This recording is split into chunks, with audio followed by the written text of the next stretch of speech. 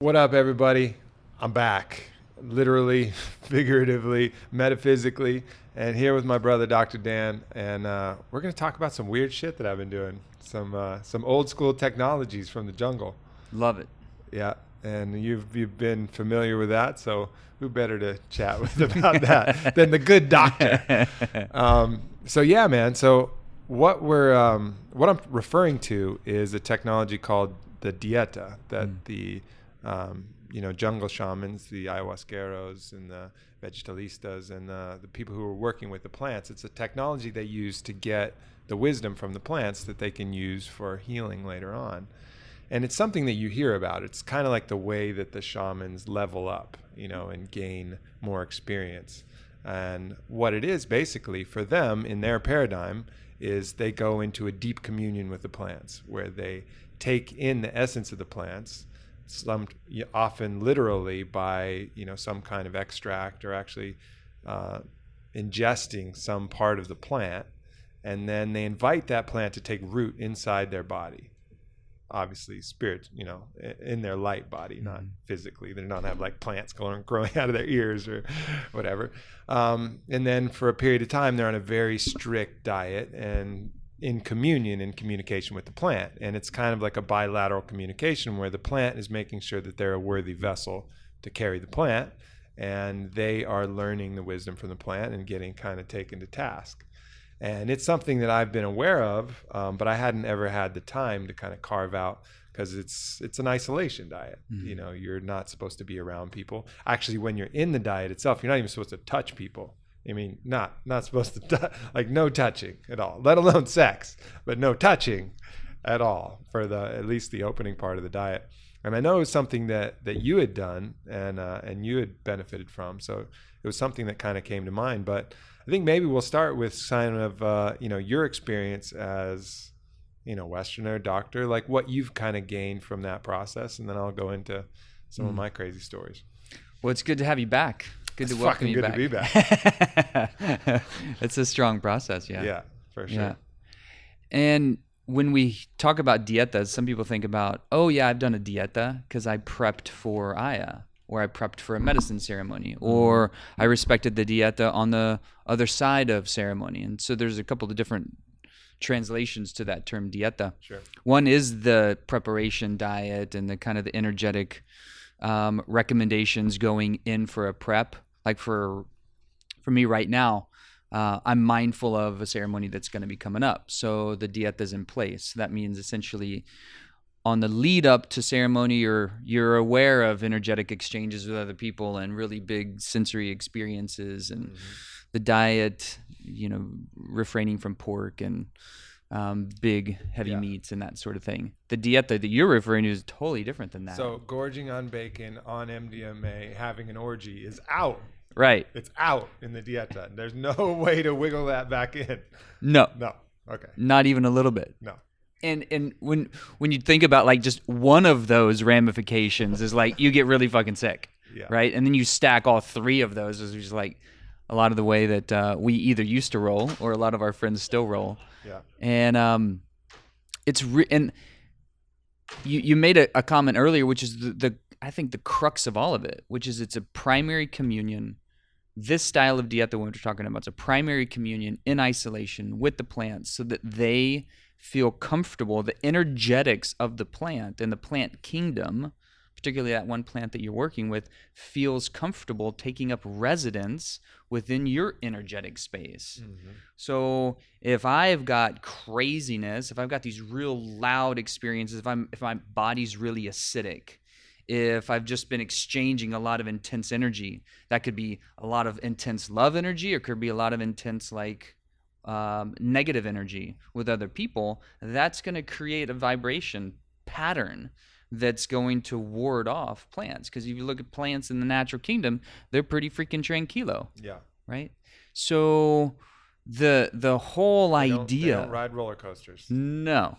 Right. Like, and we're really built for big experiences. Sure. So it does take a super mindful dedication to go into that practice. And then let's take a step back too, because some people are talking, the way that we're talking about these plants is the paradigm that the jungle shamans have kind of come up with. And it's a very, deistic paradigm of this kind of an animistic paradigm where everything has a spirit that can teach you and you can be in communication with, particularly living things, but other non-living things as well. Everything has a spirit, and you find that just across the board in all of the disciplines, in all traditional in cultures. all the traditional cultures.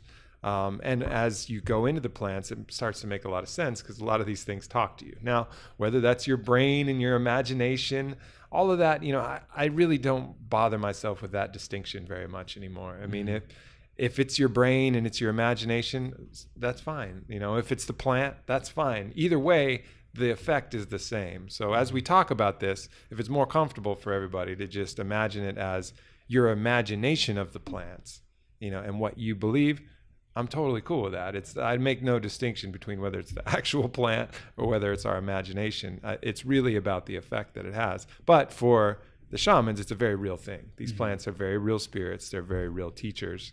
And they're, as you say, they're trying to invite that spirit to take residence, and it requires a certain amount of discipline to do so. Mm-hmm.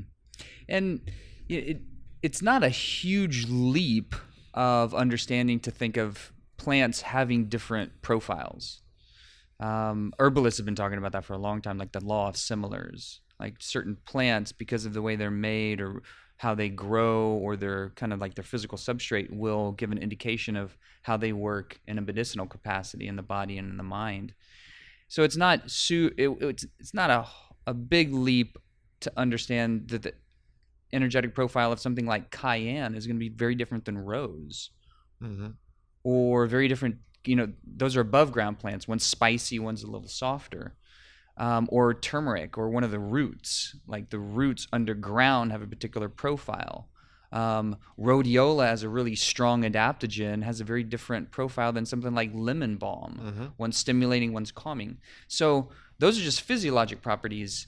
You wouldn't know that if you were looking at them, but if you take them and you have a relationship with them in your body, there's a different effect. Yep. So we're just talking about like the next evolution of that level of sensitivity being the effect that it has in our feeling state or in our thought state. And you can only know that when you get really quiet and you set up a primary relationship with the plants, mm-hmm. which is what you did in this dieta, which was really freaking strong. And I totally applaud your ability to carve out that time in the midst of running like the On It mothership and making that dedicated effort, because it's easy to get in the rat race and believe that we don't have time. Right. But when it's just a level of prioritization, like, is this really important for me to understand? Yeah, a lot of things came together because I had the book that I needed to write. And for me to write, I need to be in isolation anyways. So it was like a good way to force myself into isolation, mm-hmm. So I didn't fudge around. And it was really effective, the combination of the dieta and the book. Challenging, for sure. But I'm actually really glad I had the book there because it gave me a respite from these constant meditative communications that I was having. So I'll go in a little bit to my experience. And basically the dieta traditionally has a certain set of rules. And the way that I did it was taking, some liberties with the traditions and just really communicating directly with the plant that I chose and coming up with a way that kind of made sense. I think there's a lot of wisdom there, but there's also some dogma that gets stuck in, just as in anything that's been around for 1,000 years. Mm-hmm. Some things are there and you don't really know why they're there, and they may not be, fully necessary. They may have had a good impetus so my dieta was a little bit non-traditional. It was a bit shorter. It was only 21 days, and it was opened and closed not with ayahuasca because I wasn't down in South America. We opened and closed it with cannabis ceremonies with the shaman I was working with, and but it was still, the technology worked, no doubt about that. And one of the interesting things as we were starting, I knew that if the dieta goes well, at the end of the dieta you're given an ikaro, which is the song of the plant. It's like the medicine song of the plant. And I have not sung for real. Like I make like fake songs, you know. I'll sing like "Sweet Child of Mine" and like this really scratchy voice and yell it out, or like While in the "Let's Get It shower. On" by Marvin Gaye and just screw around. But I haven't sung a real song. I don't know since when. You know, it's always a joke because I don't really trust my voice. So this was like a really stressful thing, and I was thinking about like, how is this plant going to give me a song? I've never written a song. I've never sung a song for real. So, but anyways, that's kind of how, you know, traditionally it's supposed to go at the end to kind of signify that. But in the meantime, you go through the tests of the dieta. You know, that's really like this trial part. So we set it up, and the plant I chose was rose. And the reason I chose it, it's had a strong family connection. My grandmother had rose gardens. My mother had rose gardens. I have roses tattooed on my arm, and I thought it would be a good plant teacher. I mean, roses are everywhere, and it's definitely a significant force in many people's lives. A rose can say, "Thank you, I'm sorry, I'm horny, you know, let's get well, bravo." You know, it can say a million things without saying a word. So to me, it was a clear choice that I wanted to choose rose. But when looking at the plant, and I was talking to my shaman, it was actually Maestro Hamilton, I was talking to him, and the thing about the rose is obviously there's the thorns. So you got to reconcile the thorns. It's all attributes of the plant. But what we chose to diet was just the white petals, you know, which is like the pure medicine we decided of the plant, the sweetest, purest intention of the medicine. Because if you give someone red roses, may mean you want to take their pants off, right? You know, so there's a little bit of like... And if you're dieting the thorns and the rooty part of the stalk, that's a different energy. That's a different energy as well. Petals. That's protection. But it's all connected. You can't get the flower and the petals without the leaves and the stem and the thorns. But we just don't want to focus on that. We want to focus on the sweetest thing. If you give someone white roses, unless you're like a mobster who's doing it ironically after you've killed their family or something like that... Generally, it's going to be with the purest intention of the medicine. So that's what we decided to do. And I really had no great idea how it was going to go. You know, I just kind of showed up and we opened the ceremony, and it was really, really sweet. And what ended up happening is, you know, first of all, we're in Colorado, and Colorado has some strong weed, like really strong weed out there. So the visions were actually, and I'm pretty used to tapping into my visuals. And again, I think a lot of people think of visions like pure hallucinations, like, there it is. So they get disappointed when the visions don't come like that. Visions are as much part of your imagination. I mean, we all have visions all the time. They're these little things that float through our head. The medicines can kind of enhance those, give them a little more of a lifelike feel, but the cannabis certainly helps with that.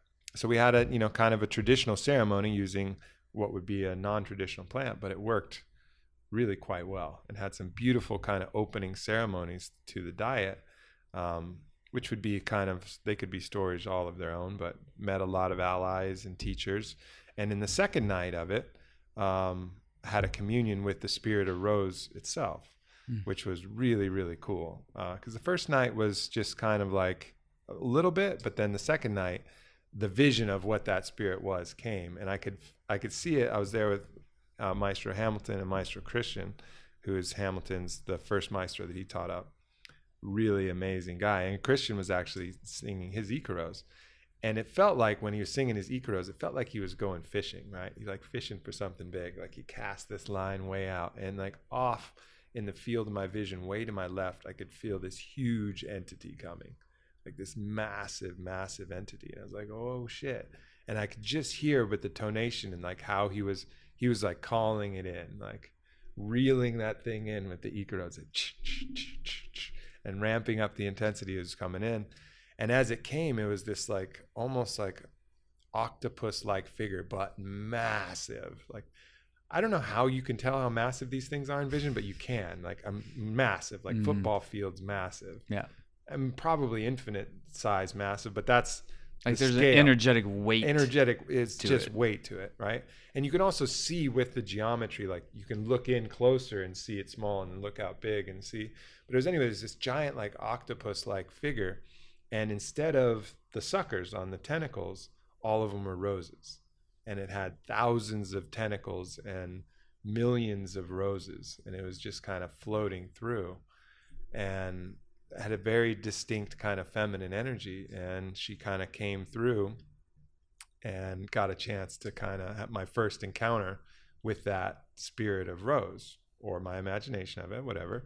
But had that first encounter, and I knew that the diet was going to be for reals at that point, you know, because those visions are, you know, those are special. Those are more, to me, there's something about them. There's a quality about them. There's a cellular recognition of, oh, this is something unusual. You know, this is not just these things that flicker through our mind, you know, dreams and whatever. This is something else. And that kind of happened. And I knew at that point, like, this technology was going to work, you know, that I was going to have something to work on. And then sure enough, as the diet started, so basically the opening part of the diet is the most strict. No salt. I was eating only dry lettuce, dry chicken, dry rice, a little bit of food, no oils, no salt, no spice, no nothing.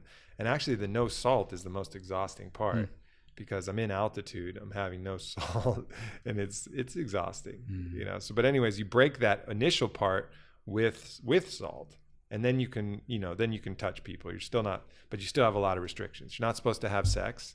You're not supposed to masturbate. You're not supposed to think about sex. If you're dreaming about sex, you're supposed to stop yourself. And that's a really interesting one. And you're not supposed to eat bad foods. And if you're dreaming about eating bad foods, you're supposed to stop yourself. Like, they don't make a distinction. You're still blowing it if you're doing it in your dreams. Like, totally. They don't make a distinction. So that was interesting. I wondered how that was going to go.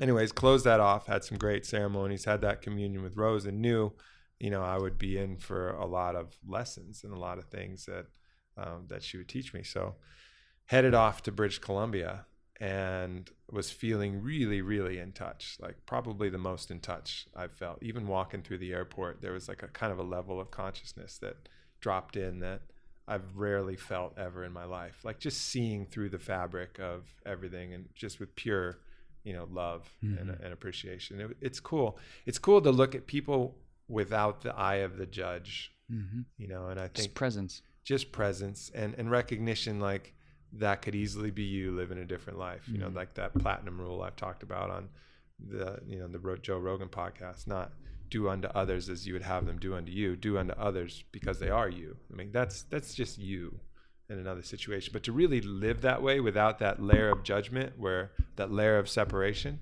super, super difficult. And there's only brief windows, but that was definitely one of the windows where I was really kind of tapped in. Get out to British Columbia, and I think the very first night, I had a dream of just this terrible, like, Golden Corral buffet of food that I was like about to engorge on, and I had a little voice in my head. It was like, no, can't eat that. And I remember that coming in the dream, so I was like, oh, maybe it is possible. I'd later find out that it wasn't completely possible. But anyway, so I started the process and started writing and started, you know, kind of meditating. And immediately it's just like the veil between my vision state, like what some people would call the astral, which is all of the visions and all the imagination, all of the things. That veil was pretty much evaporated, where I could tap into vision at any given point. And one of the first challenges that came were visions of these snakes that were trying to attack me. And it was really interesting because I've never had that happen before, you know, where I've had like entities, my imagination of them, whatever, come after me. And it was interesting because my first reaction, of course, was to fight them, right? So these big giant snakes are coming after me. You feel threatened, so you just marshal that defense response. Yeah, so these snakes are coming after me. They're trying to eat me and bite me and stuff, and they're really annoying me in my vision. I know they're not going to actually bite me, but they're attacking me in my vision and deterring me from doing what I need to do. So I was like, all right, let's fucking bring it. You know, I'm gonna fight these snakes. And so I was fighting these snakes in my and I'm like totally sober. I'm in British Columbia. It's nice weather. You know, it's not like anything weird's going on, but this is happening in my vision state in the quiet times. And so I would battle them. So I would like get big and I'd grab their neck, and then they would like turn and bite my hand, and I'd have to let go. And then it was like this whole fight where we were like hitting them, and I'd visualize things like full Green Lantern style. Like I'd visualize some kind of weapon and I'd try to attack. And I realized like the more I did it, the more they liked that. Like the snakes were like, fuck yeah, this is exactly what we want. And nobody was beating anybody. It was like this protracted stalemate of combat. So then I was like, all right, I got to come up with a different approach. And the approach has to be not to fight these things, but to show them, my own invincibility, my own eternal self, that eternal invincible self that's not subject to alteration. It's the very core spark of life, the spark of creation, the spark of humanity itself. Show them that thing and let them know that I love them too. Like as part of creation, I love those things as well. I don't need to fight them. Like I appreciate them for what they are. And that was challenging at first because I wasn't that confident in that move. So they would still attack me. But as I grew confident, the snakes grew like more docile and more docile until finally I could actually talk to the snakes, and their attitude was full on like, yes, sir, no, sir, like full on, like they didn't have to talk like that, but that's just the way it ended up being. And it was this kind of like friendly relationship where these enemies then became kind of allies. Didn't know what I was going to do with them, but I kind of talked to them. And when I was talking to them with my imagination, they were saying that their purpose there is to attack fear and attack weakness. Like that's what their role is. And the role that they're doing in that is, of course, resistance, so that we can overcome that fear, overcome that weakness. Like that is their sole purpose. They are a imagination entity that attacks fear, attacks weakness. And when you overcome that, you've grown stronger. It's resistance training. It's a sparring partner, really is what it is. And then once you recognize that and appreciate them for being a sparring partner, overcome them with a recognition of your own invincibility and kindness, then they become allies. Happy to spar with you if you need, or happy to just be work there. on your behalf. And work on your behalf. Yeah. So that was kind of the first part of the diet that got really interesting, was meeting these different allies. And then I had to battle a tarantula, same deal. It was giant tarantulas. We were kind of fighting, and I was like, no, this is not going to work. It keeps biting me. And again, it's just, hello, like show up, imagine, visualize that invincible light in my, core, in my heart center, and just send it love and appreciation. And eventually, again, the same thing. And what's cool is even now in my vision, like those allies are there. Like those sparring partners are there. I don't really have anything to do with them other than just like say what's up. But it's like in my mental array are these allies, these beings that I've faced, or these imagination constructs that I've faced, and they're still right there. And then there was other ones that showed up too. There was this gigantic anaconda that was like 100 times bigger than the snakes I battled. And when I saw that, I was like, fuck. Like, what am I going to do here? Like, please don't fight me. Like, I'm not sure I'm that confident, that I could, it was just so much bigger than me.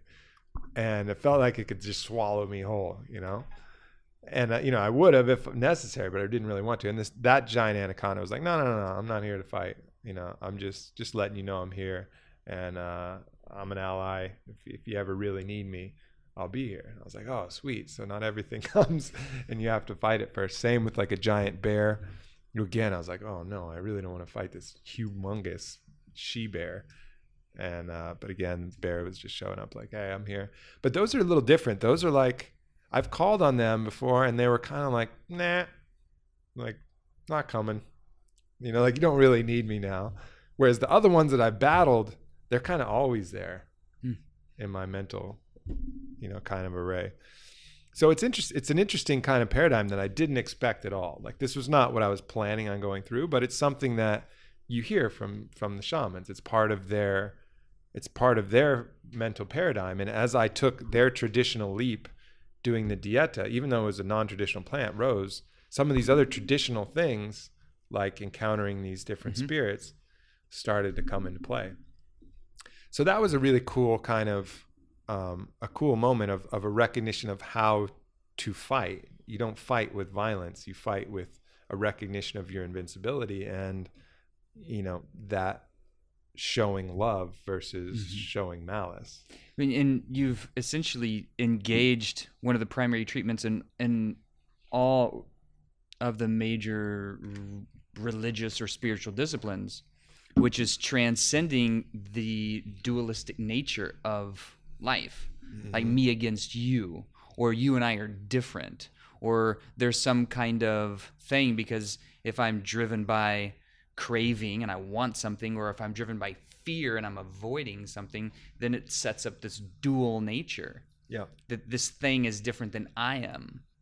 And by transcending that, going above, we could talk about going above that, like levels of consciousness, like this third plane reality level of consciousness, a fourth plane astral level of consciousness, where you see into the visionscape, a fifth plane level of consciousness above that, which is the compassionate, unconditional, loving unity consciousness. Right. So you're essentially trumping that war by accessing a higher state of wisdom.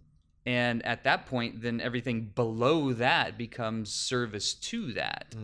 And the warring aspects of that resistance training then becomes an ally that you get to call on your behalf moving forward.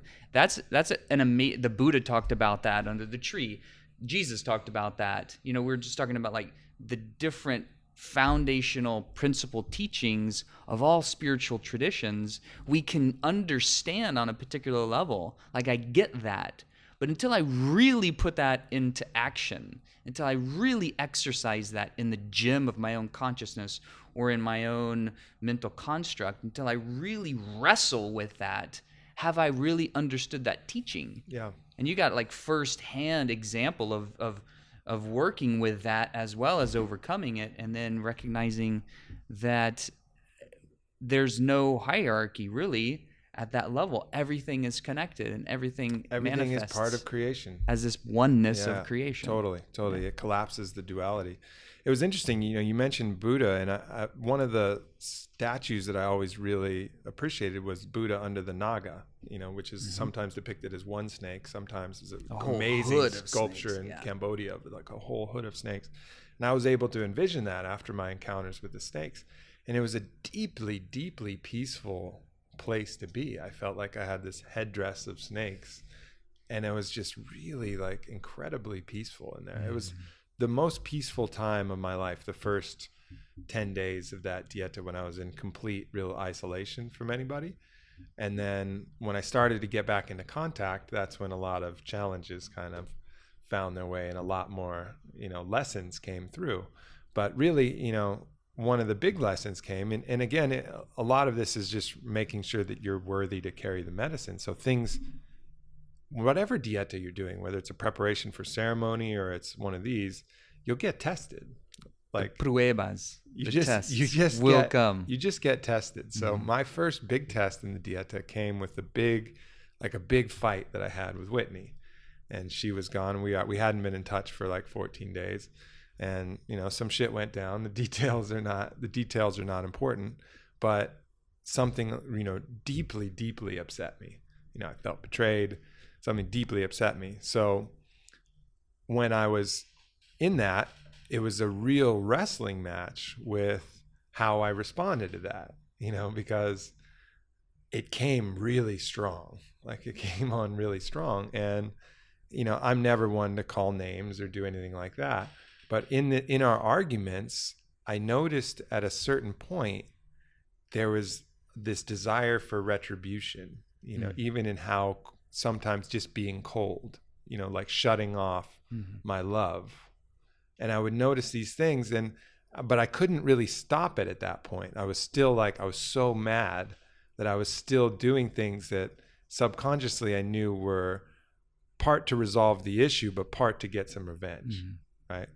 And then I had this vision of this demon that came in my head. And this was after this, you know, discussion where I kind of knew that I pushed that a little bit. Again, I'm not like calling her names and being crazy, but I knew I was acting in a way that was hurtful, you know, when I could have acted in a way that wasn't hurtful, that still would have resolved the situation.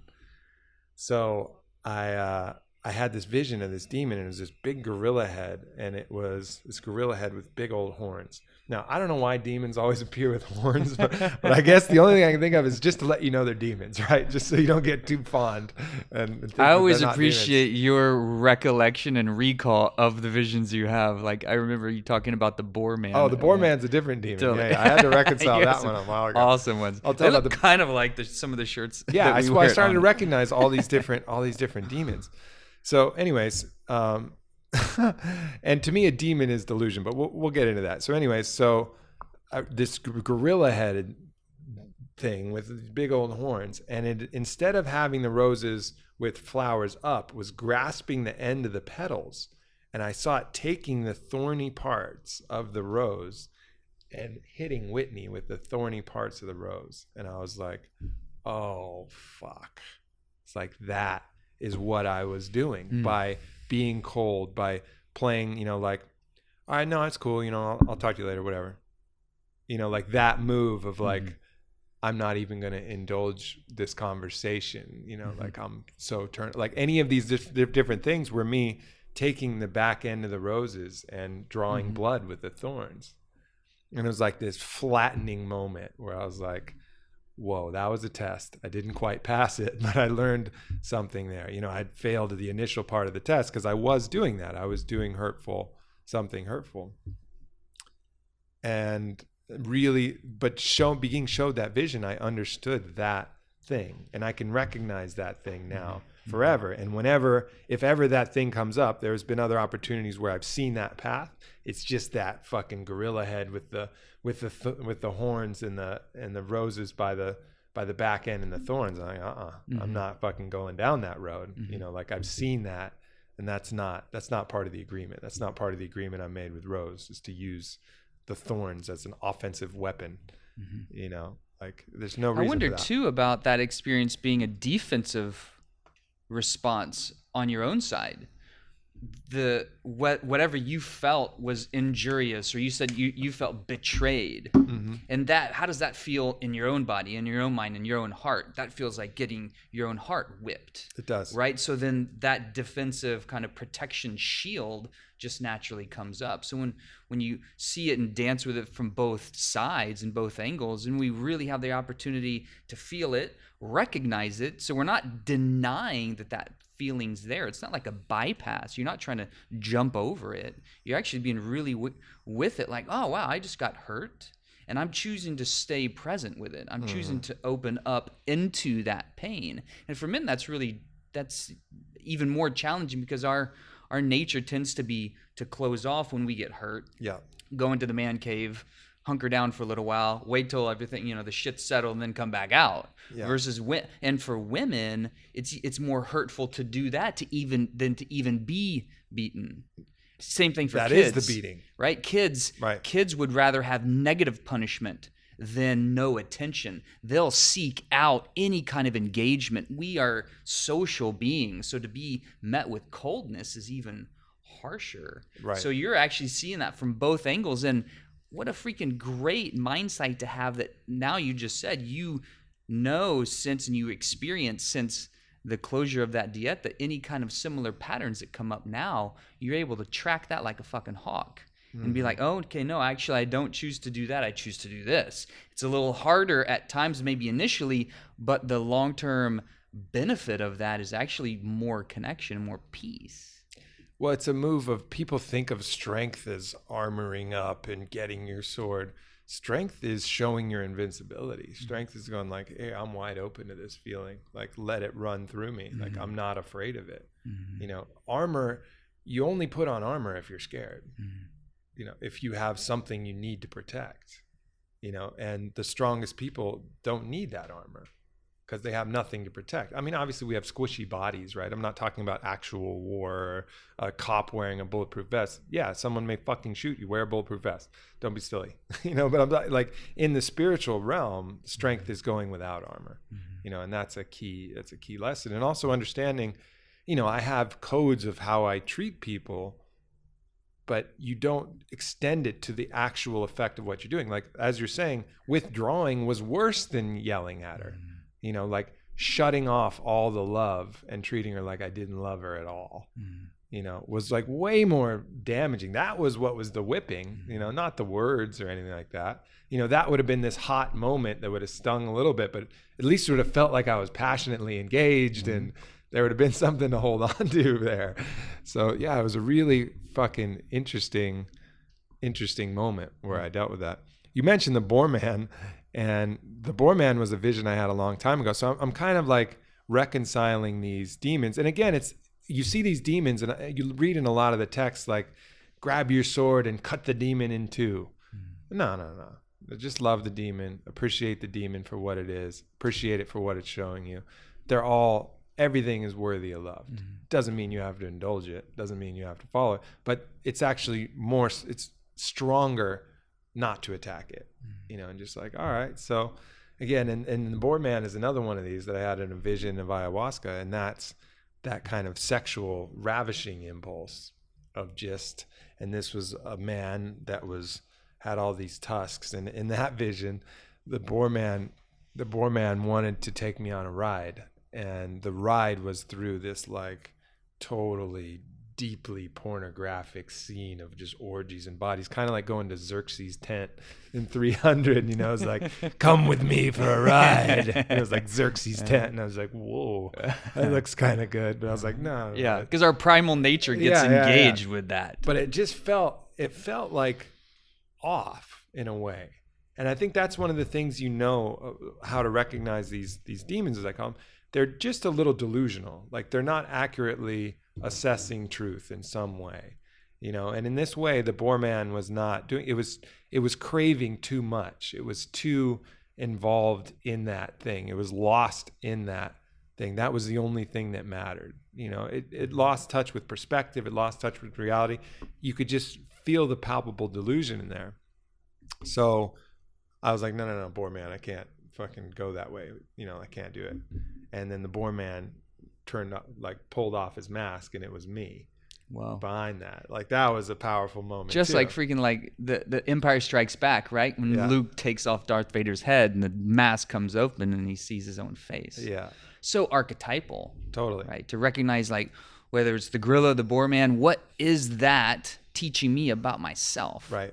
Anybody that have a strong emotional charge to, what's that person teaching me about myself? Yeah. And, you know, it doesn't mean that I don't love my, you know, sweaty sex, but there's like a certain level that it becomes delusion where you're too lost in that indulgence of these primal desires. Like it has a great place, you know, it's part of this beautiful dance we're in, but in perspective, it's healthy. Out of perspective, it's not healthy, you know, and that's kind of what the Boar Man showed. So again, that's another check and balance where, you know, I've had a little much to drink or whatever, and I can feel that Boar Man. And look, I'm not gonna lie. Sometimes I'll fucking put on the mask, you know. And, at least then it's a choice. But it's a choice. Like I'm not lost in it. I know it's a mask. I know I'm indulging that aspect. But so that's again another great teacher. So I'm encountering these demons who become great teachers of, you know, this kind of reconciliation of what is inside me, aspects of myself. You know, the shadow, the beast, whatever that a lot of these other, like Anne Shulgin talks a lot about the shadow, these kind of shadow figures that are inside ourselves that are representing themselves to me in visual form. And that's been really cool. The one that I didn't expect, and I'm getting like really, I'm just wide open just talking about this shit. I didn't know if I was going to do it. But anyways, so there's more stuff going on, different challenging things, you know, working through fears all the time, just choosing to carry the light side of the medicine, because there's a really seductive element of rose. There's a variety of elements of rose, but it was just forcing me to really choose that over and over. And I remember at one point, there was this really strong urge. There was this delusion that kind of came in my head about a person. And, you know, as I've talked about on the podcast, Whitney and I have an agreement in our relationship where we're allowed to, you know, pursue other relationships.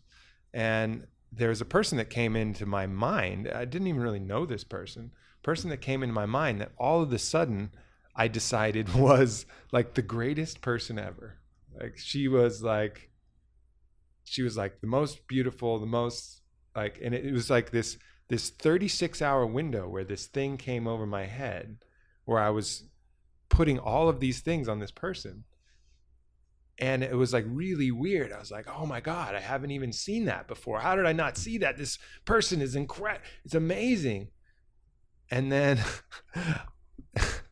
I ended up talking to that person, and all of a sudden that person just became the normal person again. Mm-hmm. And I realized, like, holy shit. And then I had another vision came right through. This is in the dieta. Another vision came through, and the vision was a unicorn with this big old horn coming out of the front head. And I looked at the unicorn and I was like, wait a minute. If I've decided that demons appear with horns and shit, maybe this unicorn is the demon. And I realized that the unicorn is a demon. The unicorn is this demon of placing these mythical, fantastic attributes on something and making it therefore unattainable. It's rife with delusion. Mm-hmm. The unicorn is a horse that we've put all of this other magical abilities, fucking farts rainbows. It's the only one. No one can catch it. It's pure white. It's in the forest. It has, see it only at the purest sunset. It's all of these mythical things that we put on something ordinary that makes it unattainable. Mm. And people talk about the unicorn in that way. I remember there was a Nicolas Cage movie, Gone in 60 Seconds, where he had a car that was his unicorn.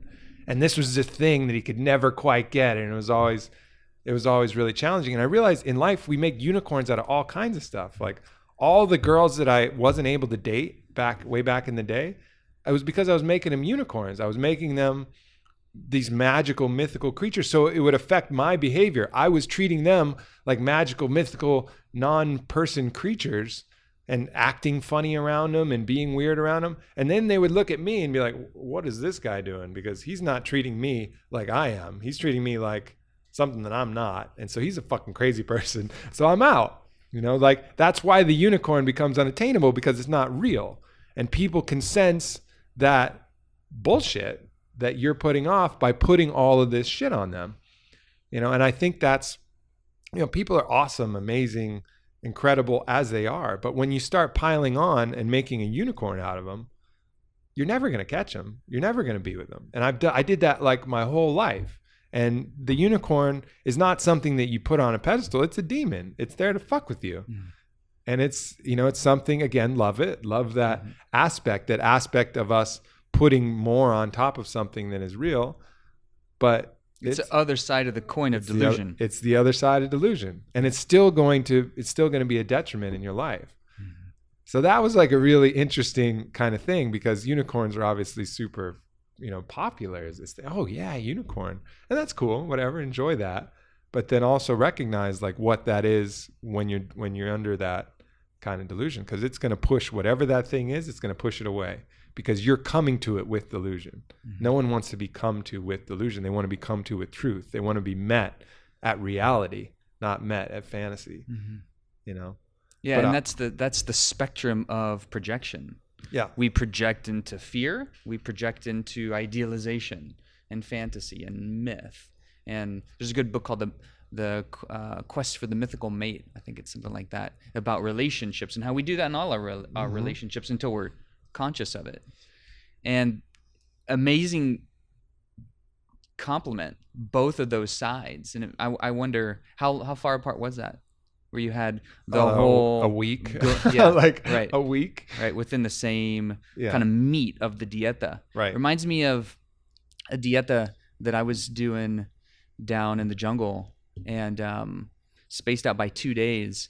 Well, the dieta was several weeks, but in the midst of it, in the meat of it, after ceremony, I go back to my tambo in my hut, and I'm sitting there laying on my hammock. I'm still, super zingy. And it's super pitch black. It's maybe like 4 in the morning, right before sunup. And from the soles of my feet all the way up to the crown of my head, slowly there was this creeping black mass of the filth of human potential. And as soon as it got up to like my forehead and it opened up my vision, I saw all the horrible things that we as humans are capable of doing to one another. Child torture and pornographic rape and just all these crazy freaking images. And I'm thinking like, where the fuck is this coming from? Is this from me? Is this Is this like past stuff and it's just like fantasy shit? Like, what's that about? Mm-hmm. That went on for like 2 hours till the sun came up, interestingly enough. And then I had the whole next day to kind of think about that. And then the next day was another ceremony. After that ceremony, go back to my tombo. Nothing came up for me in ceremony about that, but it was interesting. And then once I got back to my tombo and in my hut, and I laid back in my hammock, and now this is like 48 hours later, the same exact experience, except on the other side of the spectrum. From the soles of my feet all the way up to the crown of my head, slowly there was this rising crystalline matrix of unconditional love. And then when I got to my forehead, my vision opened up. It was essentially feeling the energetic frequency and the vibrational ripple effect of how Christ walked in human form on the planet.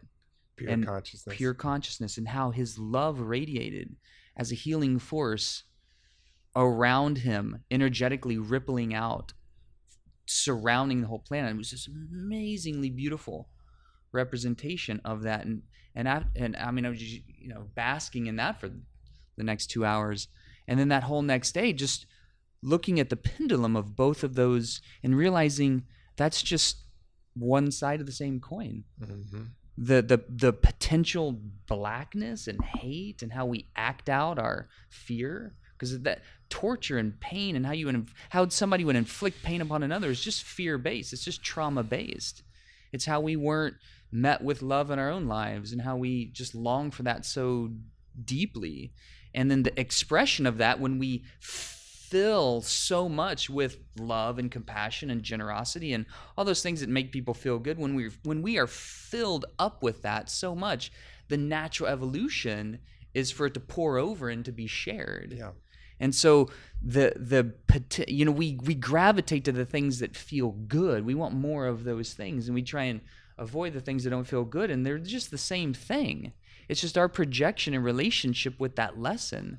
One thing I'm going to attach to and one thing I'm going to averse to. Right. Well, it's all part of the same spectrum. When we know that, and this is such a beautiful representation of that in your dieta, and you becoming so clear and present with that lesson to be able to choose how to respond in any given moment and to watch that with honest inventory, or whether it's like the personal barometer or the checks and balances when I'm craving something that I'm losing my center over, or when I'm fearing something when I'm losing my center away from. Yeah. How do I get to respond to that? And do I have my internal compass fairly well established that I know when I'm knocked off my center? Like if you're driving a boat, you don't drive a boat that way. Yeah. You drive a boat a little bit that way, and then a little bit that way, and a little bit that way, and you're always kind of coming back to that middle way, that center point. Yep. Yeah, that's exactly it. And really, what is the rudder? The rudder is choice. The rudder is your will and acknowledgement of choice. Because so that that really segues well into the close of the diet, which was by far the most intense. Obviously, I'm skipping a lot of details. This was 21 days of pretty much pure fucking amazing. And I got lifetimes of lessons in every day of that awesome. 21-day period too. And I got the book done, at least the first draft. I'm in the rewrites now, but. Anyway, a lot of really awesome stuff. But then the close of the diet, I was thinking we're just going to coast this baby home. The hard work is done. Be cheered as you come across the finish line. You gave me this little warning. You were like, right before I left, you're like, just so you know, sometimes the close of the diets are a little, a little turbulent. And I was like, oh, okay, yeah, sure, Dan, whatever. Not mine, but I appreciate it's good that. For you. So I get back to Colorado, another cannabis ceremony, and so we get started, and right from the start, I can feel it's getting a little gnarly. Like it's just like the energy there is getting a little gnarly. And then pretty soon I find myself in the midst of all of the darkness and all of the light in the universe. And it is completely overwhelming for my mind, my spirit, everything. Because it's all there, like everything that you talked. Imagine, what you talked about creeping from your toes to your head, but both at the same time, interwoven, intermixed, and the only thing, and it was just permeating and out, in and out of me. The only move I had, I really felt like at that point I might go crazy. Like it was just too much. It was like all of the darkness, all of the light. And the only move I had that made any sense was to take all of that in and recognize that that's all part of creation, and assume the role as creator and just put it all in. I am all the darkness. I am all the light. I'm every light thing that's ever been. I'm every dark thing that's ever been. As our piece as creator, you know, our little shard that we are in this grand scheme, we carry all that within us. And it's not about, you know, who you are. Are you good or bad or whatever? We're all everything. We're all everything. It's choice that determines what we are. You know, like inherently we carry all the dark and all the light. But the move, first of all, to bring all that in was incredibly terrifying, you know, because you don't want to recognize that you have the dark in you. You think, I'm a good guy. I'm the good guy. I got all light in here, light from head to toe. It's all light. Check it out. Look at me. I'm light. You know, bullshit. You know, we carry with us all the darkness, all the light, all the capacity to do harm, all the capacity to choose love and give love is within us.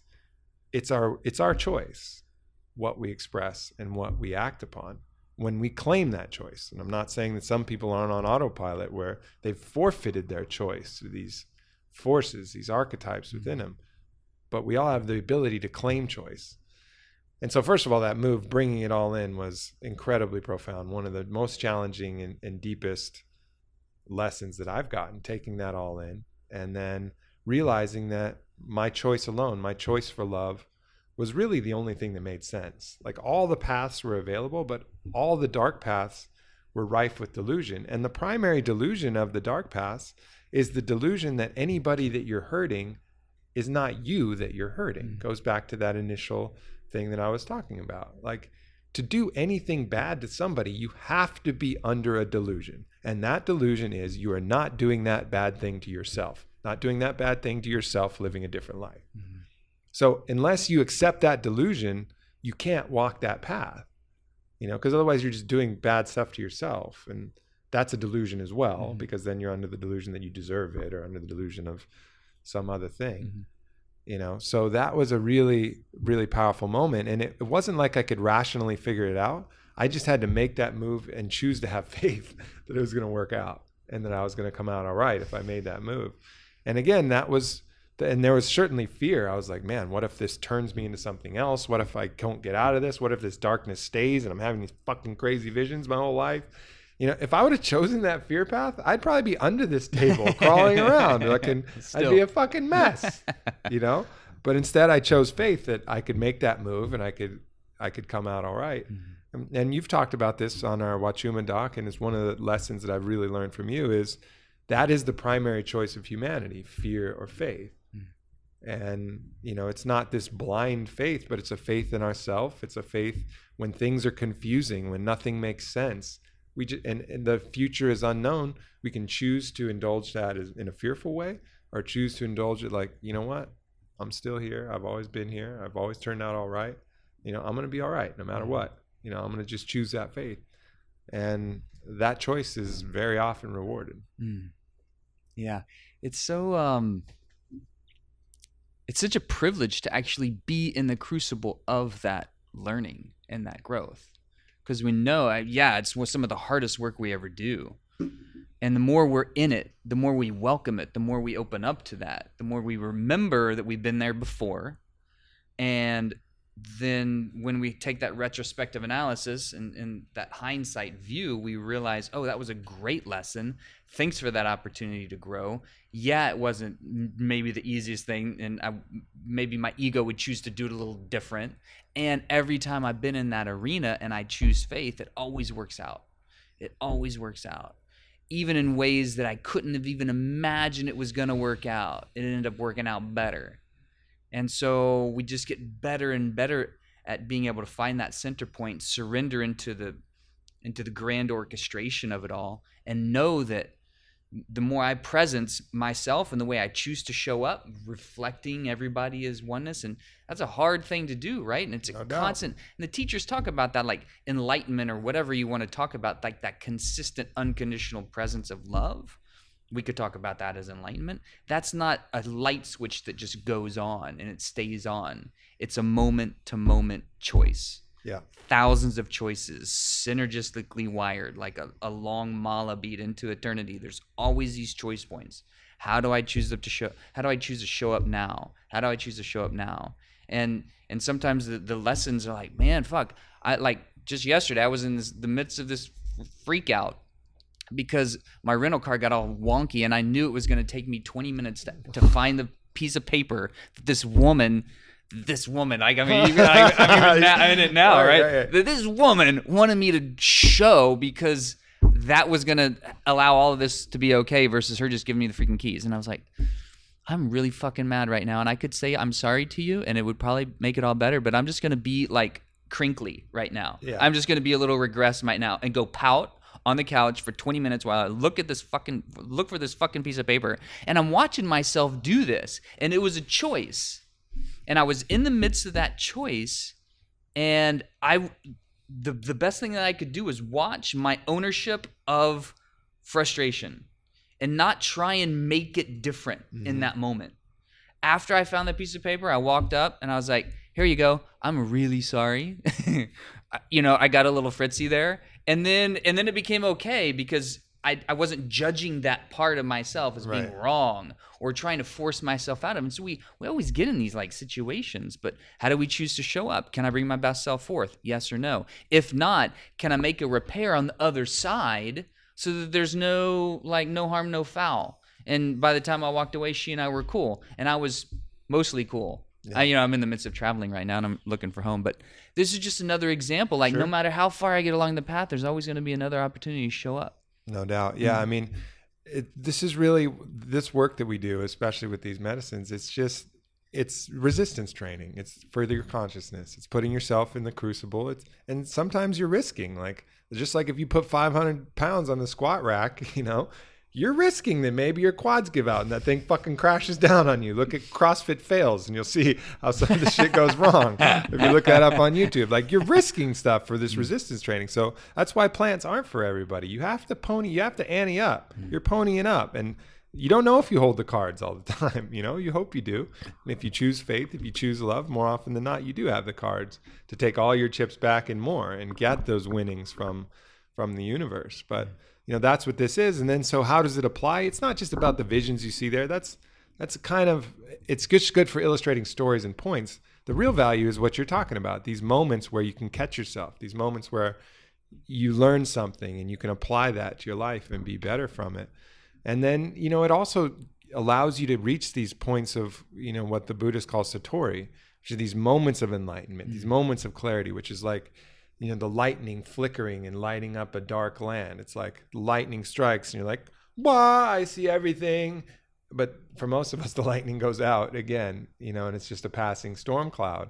But at least you've seen it. And once you've seen it, then you can start to grow that light so that you can be in that presence. And, neither one of us are Christians, far from it. That's, again, another situation where dogma has far outreached the teachings. But that icon of Christ consciousness, that is the lightning storm that is steady, that doesn't, that's lighting up the land and you're seeing clearly and you're pouring out love without the flashes, without it going off and on, or at least very little. We didn't know Jesus the man. Maybe, I'm sure he had his own moments of, you can actually, if you believe some of the things written, where his own moments of anger where he's bringing swords instead of turning cheeks, he's wrestling with his own things. Obviously nobody spends 40 days in the desert if they aren't wrestling with some shit, like he had to do some reconciling there as well. And I got to kind of meditate on that a lot too, but that's probably a story for another podcast. But yeah, that's it, just getting the lightning bolt and lighting the land, an opportunity to find your resistance. The last night before the diet closed, I got my Ikaro, which is cool. Still haven't really, I've only sung it a few times, but never thought that would happen. So all in all, the technology worked. Now, whether it worked because Rose took up a part of me or whether it worked just because I had a good imagination and meditation with this plant, either way, it's all the same. And I'm just grateful for that tradition and that teaching and, everybody who helped me on the way. Yourself, as a conversation with you in the hotel that kind of came up with this idea to do it. And there it came manifest, and a book got written. I learned a lot of things, and now here we are telling stories on a podcast. Dig it, man. Dig it. Awesome. So glad you did that. Indeed. Well, thank you, brother. I'm excited you're going to be out here permanently in October, so we're going to Stoked get a lot for of that, cool man. shit done. We got some stuff we're writing together, and Stoked. beautiful. So anything else you want to chat about before we jump off on here? No, I'd love to keep the conversation going because, you know, there's this thing that's happening with Aya and with medicines, and you know, we're building through Crossroads the Psychedelic Research Institute, and the medicines and the psychedelic research that's coming, that's now taken its next evolution from where it kind of left off in the early 70s when they shut it all down. There's this massive movement that's happening, and it's good to talk about it in a good way. You know, there's 60 plus circles in LA alone. There's 40 centers that just opened up in Iquitos, right where you and I have spent a lot of time in the last 5 years, now pouring out medicine. So the medicine's getting out there. It's great to talk about dieta and be able to share kind of a perspective of how to go from just receiving Aya like as a high schooler and then doing a dieta, which is like doing your like PhD thesis on personal development work. I mean, that's a next big evolutionary leap. So I always appreciate the opportunity to talk about the medicines and how they can be used. And maybe we want to get more into the research and where it is now and what we're going to be doing to bring some of that research through. We were just talking about visionary convergence. That's a great conference on the West Coast towards the end of next month on plant spirit medicines, entheogens, psychedelic research, etc., and then Horizons on the East Coast next month. So we're seeing a massive shift in psychiatry, not only human consciousness and medicine, but particularly in the realm of psychiatry, because we're realizing that that's where I'm most excited. We had that conversation yesterday. I love the traditions, and I want to take the best parts of that, but I think for the future, there's going to be a way to deliver these with really sound medical principles, minimum effective dose, eliminating fear. I mean, fear is the primary virus. Let's just take that out of the equation as much as possible. You know, how are you going to heal fear with more fear?